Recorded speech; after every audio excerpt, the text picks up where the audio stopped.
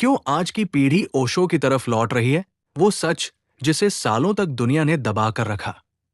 समय बदल गया है, पर सवाल वही है। क्या आपने गौर किया है, पिछले 4-5 सालों में अचानक ओशो की वीडियो, ओशो की आवाज, ओशो के कोट्स हर जगह छा गए हैं। इंस्टाग्राम रील्स से लेकर यूट्यूब शॉर्ट्स तक, पॉडकास्ट से लेकर डीप टॉक्स तक, हर जगह लोग सिर्फ एक ही बात पूछते हैं, आखिर ओशो को आज इतना ज्यादा क्यों सुना जा रहा है? क्यों करोड़ों लोग, हर उम्र के लोग, ओशो की ओर आकर्षित हो रहे हैं? क्या ये सिर्फ ट्रेंड है? क्या ये सिर्फ आकर्षण है? क्या ये सिर्फ मनोरंजन है? या फिर कुछ गहरा, बहुत गहरा चल रहा है? आज की इस लंबी स्क्रिप्ट में हम उस सब का जवाब खोजेंगे जो मेन स्ट्रीम दुनिया ने कभी खुलकर नहीं बताया। तो आराम से बैठिए, गहरी सांस लीजिए और यात्रा शुरू करते हैं। चैप्टर 1, आधुनिक इंसान के सवाल बदल गए हैं और ओशो उन सवालों के जवाब देते हैं। आज का इंसान किसी भी धर्म या गुरु से डरकर नहीं चलता। आज का इंसान जिज्ञासु है। आज का इंसान खुला दिमाग रखता है। आज का इंसान लॉजिक्स और रियलिटी की बात करता है। वो पूछता है, प्यार क्या है? मन क्यों उलझता है? सेक्स पाप क्यों कहा गया? ध्यान करने से क्या होता है? क्या भगवान सच में है या बस एक आइडिया? मैं खुश क्यों नहीं हूं जबकि सब कुछ ठीक है?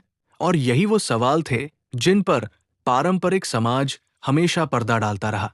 लेकिन ओशो ने सबसे पहले, सबसे खुलकर, बिना डर, बिना झिझक इन सवालों पर प्रकाश डाला। उन्होंने कहा, सवाल पूछना मानव का जन्मसिद्ध अधिकार है और यही चीज आज के युवा, आज के थिंकर्स, आज के सीकर्स को छू जाती है।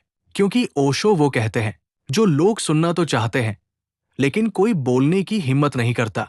चैप्टर 2, ओशो की भाषा, सरल, गहरी, आधुनिक। अगर आप ध्यान दें, पुराने आध्यात्मिक गुरुओं की भाषा भारी होती थी। संस्कृत के शब्द, दार्शनिक ग्रंथ, धार्मिक उपमाएं, कठिन प्रतीक, एक साधारण आदमी कनेक्ट ही नहीं कर पाता था।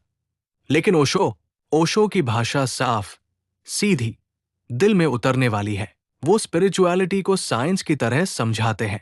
वो मन को साइकोलॉजी की तरह खोलते हैं। वो प्रेम को एनर्जी की तरह बताते हैं। उदाहरण दीजिए, वो नदी की कहानी से गहरी मेडिटेशन समझा देते हैं। चाय की सिंपल बात से ईगो का कॉन्सेप्ट क्लियर कर देते हैं। हंसी के माध्यम से दुख की जड़ दिखा देते हैं।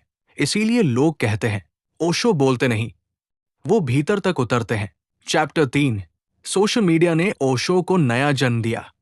पहले ओशो की बातें सिर्फ बुक्स और लॉन्ग डिस्कोर्सेज में मिलती थी। लोगों के पास समय नहीं था। लोग मोटी किताबें पढ़ने से बचते थे। लेकिन सोशल मीडिया ने सब बदल दिया। 30 सेकंड की वीडियो, 60 सेकंड का क्लिप, 2 मिनट का पॉडकास्ट, और लोग चौंक जाते हैं, यार ये बात किसने कही? ये तो मेरी जिंदगी पर बिल्कुल फिट बैठती है। और जब ऐसा 100-200 बार होता है तो क्यूरियोसिटी बढ़ जाती है। लोग खोजते हैं, ये ओशो कौन है?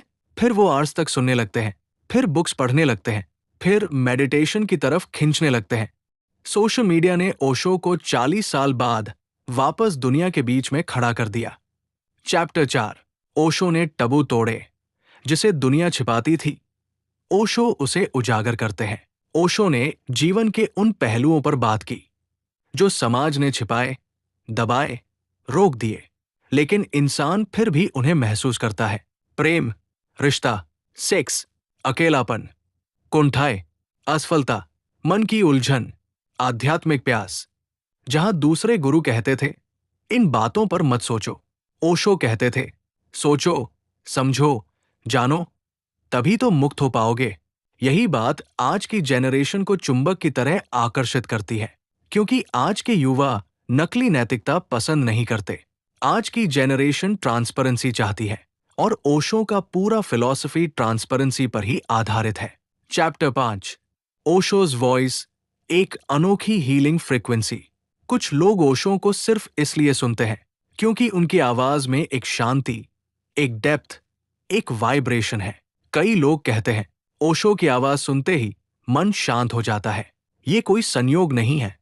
जब ओशो बोलते थे, वो सिर्फ शब्द नहीं बोलते थे, वो मेडिटेटिव स्टेट से बोलते थे। उनकी आवाज में वही एनर्जी महसूस होती है। इसलिए लोग सिर्फ ज्ञान लेने के लिए नहीं, बल्कि शांति पाने के लिए भी ओशो को सुनते हैं।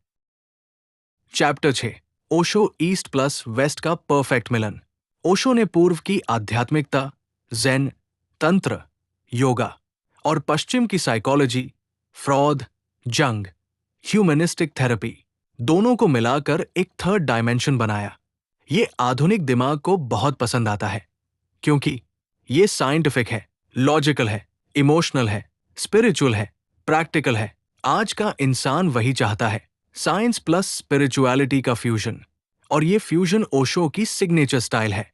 चैप्टर 7, लोग सच में कोई ऐसा चाहते थे जो धर्म की जगह जीवन की बात करे। दुनिया में हजारों गुरु हैं, लेकिन अधिकांश लोग धर्म की बात करते हैं, स्वर्ग की बात करते हैं, पुण्य की बात करते हैं, पाप की बात करते हैं।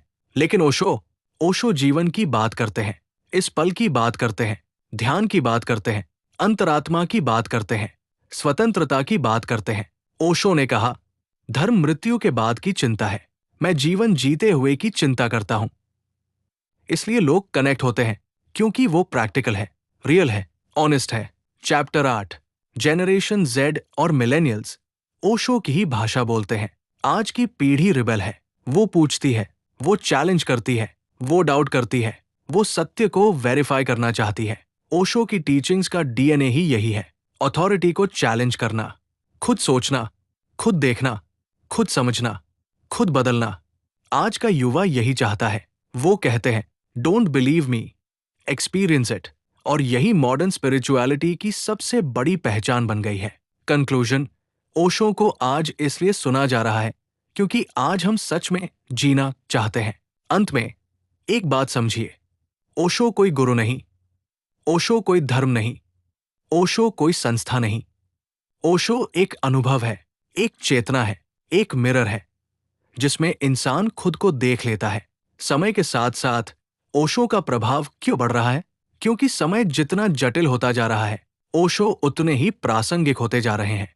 आज की पीढ़ी डर से नहीं जीना चाहती, फ्रीडम से जीना चाहती है।